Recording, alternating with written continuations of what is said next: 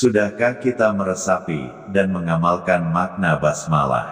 Bila ada yang berniat mengamalkan Al-Quran, mulailah dengan mengamalkan ayat pertamanya, yaitu basmalah, dalam setiap aktivitas. Tanpa fondasi basmalah, maka ayat-ayat selanjutnya akan susah diamalkan. Ibarat akan membangun rumah, kuatkan dulu fondasinya. Untuk itu, kuatkanlah pemahaman dan pengamalan Bismillahirrahmanirrahim. Di antara sekian namanya yang agung, Allah tidak memilih. Al-Malik, yang maha merajai.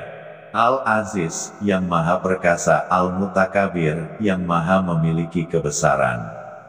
Dan lain-lain. Sebagai kartu nama untuk disebut hambanya terus-menerus dalam setiap memulai aktivitas, tapi dia memilih Ar-Rahman, Ar-Rahim, maha pengasih dan maha penyayang. Ternyata yang pertama disebut dalam ayat Al-Quran adalah sifat pengasih dan penyayang. Sudahkah kita meniru sifat Allah ini? Dengan mengamalkan basmalah, maka kita belajar menyayangi orang lain, baik yang berbuat baik maupun berbuat buruk kepada kita. Wali Allah Rabi'atul Adawiyah tidak memiliki rasa benci kepada iblis karena semua hatinya dipenuhi rasa kasih sayang. Bila ada setitik saja kebencian kepada manusia, mungkin karena kita belum mengenal dengan baik siapa pencipta manusia, dan belum mengamalkan secara maksimal kandungan basmalah. Jikapun harus menghukum seseorang, hukumlah karena kasih sayang kita kepadanya, bukan karena benci. Sebagaimana hadis Nabi yang kurang lebih maknanya, sayangilah siapapun yang di bumi, maka yang di langit akan menyayangimu. Irhamu man fil ardi, yarhamkum man fis sama. Selanjutnya, saya membayangkan kedahsyatan basmalah kurang lebih seperti ini.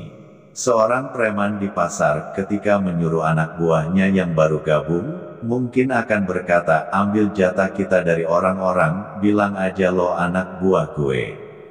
Maka pungli pun dengan mudah didapat oleh sang anak buah yang baru meskipun badannya kerempeng. Seorang pelanggar lalu lintas ketika akan ditilang, bisa jadi akan berkata, saya saudaranya pejabat A. Maka polisi yang hendak menilang, yang tidak mau urusan jadi panjang, mungkin akan melepas pelanggar lalu lintas tadi.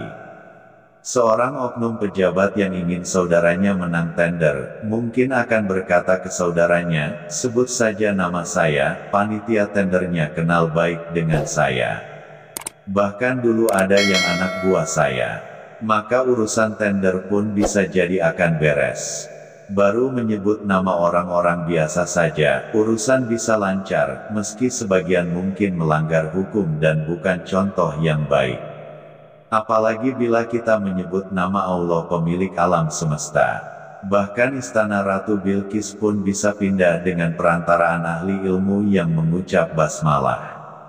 Dengan mengucap basmalah dalam setiap aktivitas, maka seolah kita berkata ke alam semesta, wahai alam semesta, saya hamba Allah. Maka tunduklah kepadaku atas nama Allah.